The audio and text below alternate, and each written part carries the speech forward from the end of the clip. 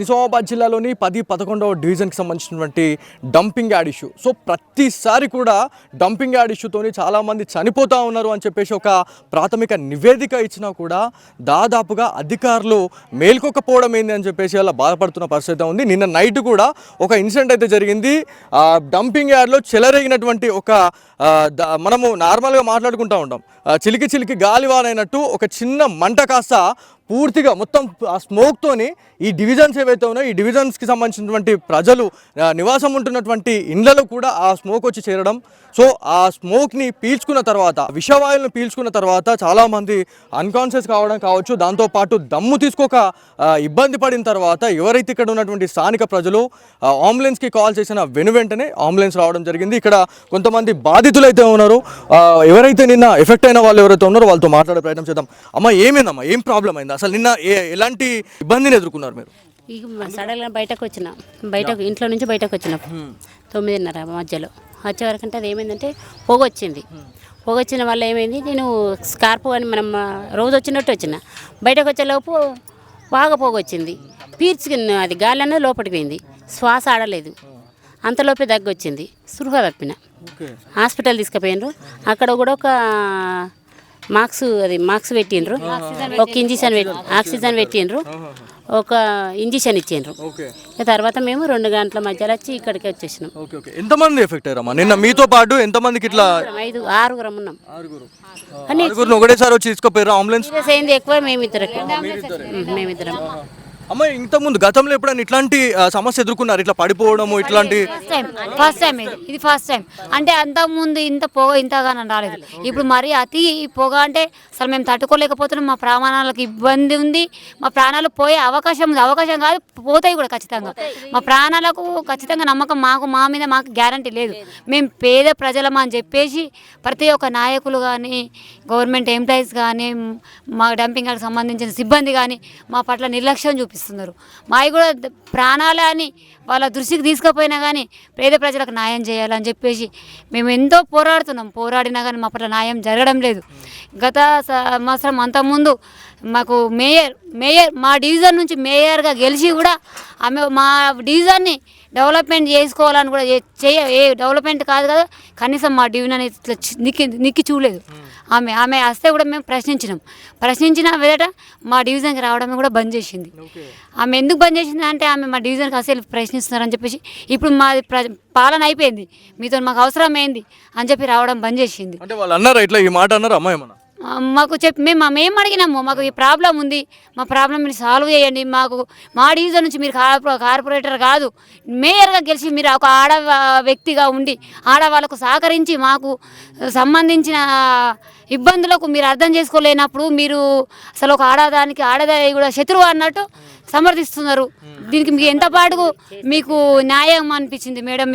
మీరు కూడా మాతోటి ఆడవాళ్ళే కదా, మా పిల్లల ప్రాబ్లం, మా పెద్దవాళ్ళ ప్రాబ్లం, మా ప్రాబ్లంని మీరు ఏ పాటి న్యాయం చేయగలుగుతారని చెప్పేసి కూడా మేము ప్రశ్నించడం జరిగింది. అంటే హాస్పిటల్కి వెళ్ళిన తర్వాత డాక్టర్స్ మిమ్మల్ని చెక్ చేయడం జరిగింది, ట్రీట్మెంట్ ఇచ్చిన తర్వాత వాళ్ళు ఏం చెప్తారు? లాస్ట్కి ఒకటి చెప్తారు, ఇట్లాంటి జాగ్రత్తలు తీసుకోవాలా ఇట్లా అని చెప్పి చెప్తా ఉంటారు. మనకు జ్వరం వచ్చినా లేకపోతే కాళ్ళ నొప్పులతో పోయినా మనం ఏం చేసినా కూడా లాస్ట్కి ఒక జాగ్రత్తలు చెప్పిపోతారు. ఇవాళ మీ డంపింగ్ యార్డ్ ఇష్యూతోని, ఈ స్మోక్తోని, ఈ విషవాయువు పీల్చుకున్న తర్వాత మీరు పడిపోయారు, బ్రీతింగ్ తీసుకునే పరిస్థితుల్లో మీకు ఇంత ఇబ్బంది జరిగింది. సో డాక్టర్స్ ఏమన్నారు? ఒకవేళ ఇక్కడనే ఉంటే ఏముంటుంది పరిస్థితి?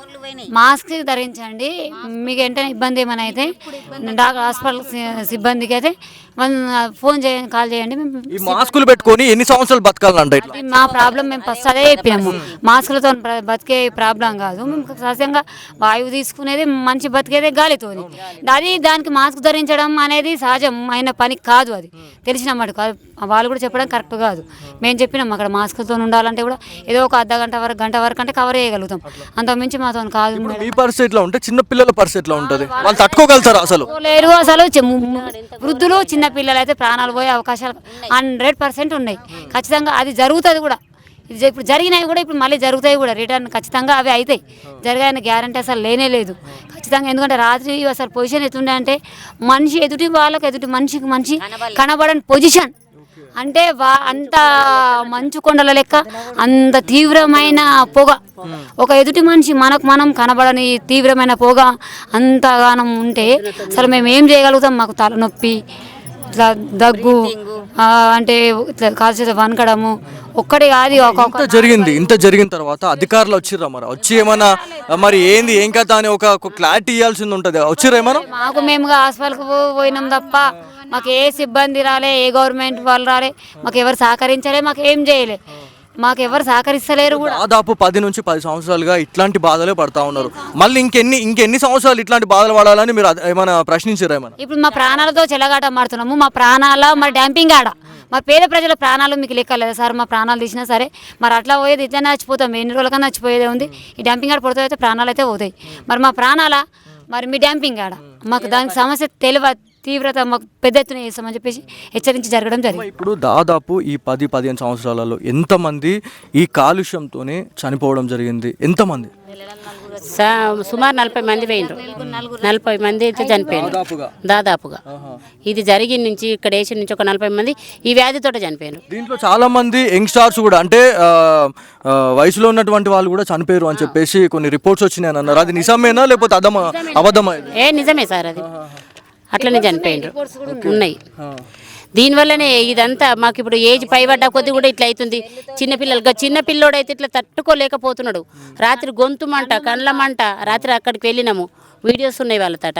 మొత్తానికి ఎవరిని అడిగినా కూడా వాళ్ళు ఒకటే చెప్తా ఉన్నారు. ఎందుకంటే దాదాపు మనకి 10 నుంచి 15 సంవత్సరాలుగా ఈ ఇష్యూ అనేది సేమ్ ఇదే ఉందండి. దీనిపైన మరి అధికారులు ఒక విచారణ చేపట్టి ఈ డంపింగ్ కానీ ఒక ప్లేస్ నుంచి ఇంకొక ప్రదేశానికి పంపిద్దామనే ఒక సోయి లేకుండా ఇవాళ ప్రజల ప్రాణాలతో ఇలా చెలగాట మారుతూ ఉన్నట్టుంది అని చెప్పేసి ఇవాళ బాధపడతా ఉన్నారు. దాదాపు ఒక 10 నుంచి 15 సంవత్సరాలలో ఈ కాలుష్యంతో ఈ విషపూరితమైనటువంటి వాయువులు అంటే ఈ గాలి పీల్చుకున్న తర్వాత చనిపోయిన వాళ్ళు 40 నుంచి 50 మంది ఉన్నారని చెప్తా ఉన్నారు. దానికి మెడికల్ రిపోర్ట్స్ కూడా మన దగ్గర సాక్ష్యాలు ఉన్నాయి. డాక్టర్స్ కూడా మా దగ్గరకు వచ్చి వాళ్ళు డాక్టర్స్ ఓపెన్గా చెప్పలేక, ఎందుకంటే ఓపెన్గా చెప్తే వీళ్ళంతా కూడా తిరగబడతారు అనే ఒక మోటోతోని ఎవరైతే పేషెంట్స్గా వెళ్ళినటువంటి వీళ్ళు ఎవరైతే ఉన్నారో సాటుకు తీసుకుపోయి మీరు అలా ఉంటే చచ్చిపోతారు అని చెప్పేసి వాళ్ళు ఇలా బాధ ఈ మాటలు అయితే జాగ్రత్తలు చెప్పారు అని చెప్పేసి కూడా గతంలో మనం చాలాసార్లు విన్నాం. సో ఇట్లాంటి ఇన్సిడెంట్స్ చూసిన తర్వాత కూడా మరి నిజామాబాద్ జిల్లా కలెక్టర్ కావచ్చు, దాంతోపాటు ఎవరైతే ప్రజాప్రతినిధులు ఎవరైతే ఉన్నారో వాళ్ళు ఎలాంటి యాక్షన్కి రియాక్షన్ ఉంటుంది అంటే దీనికి ప్రాబ్లంకి ఏమైనా సొల్యూషన్ ఏమైనా తీసుకొస్తారా అనే దానిపైన అయితే చాలామంది వల్ల ఎదురు చూసిన పరిస్థితి ఉంది. సో ఖచ్చితంగా ఈ డంపింగ్ యార్డ్ ఇష్యూ పైన అయితే సిగ్నేచర్ స్టూడియో నిరంతరం పోరాడుతూనే ఉంటుంది. సో గతంలో కూడా దాదాపు 10 నుంచి 15 సార్లు వచ్చి ఇక్కడ సిచ్యువేషన్ ఏంది ఇలా దాదాపు మనం లోపలికి వెళ్ళి మనం ఒక చెత్త కుప్ప దగ్గరికి వెళ్ళి చూస్తే అది అలా గుట్టల్ని తలపిస్తుందండి. గుట్టలుగా పేరుకపోయినాయి. ఆ గుట్టలుగా పేరుకుపోయిన వాటికి కొంచెం ఏమైనా అగ్గి తగిలిందంటే అప్పుడు పరిస్థితి ఏంది? ఏ ఫైర్ ఇంజన్ ఎక్కడ పనిచేస్తుంది? అంటే వీళ్ళు ఇలా మనుషులా కనిపిస్తలేరు అన్నట్టుగా ఇలా వ్యవహరిస్తున్నారు కొంతమంది అధికారులు అని చెప్పేసి చెప్తా ఉన్నారు.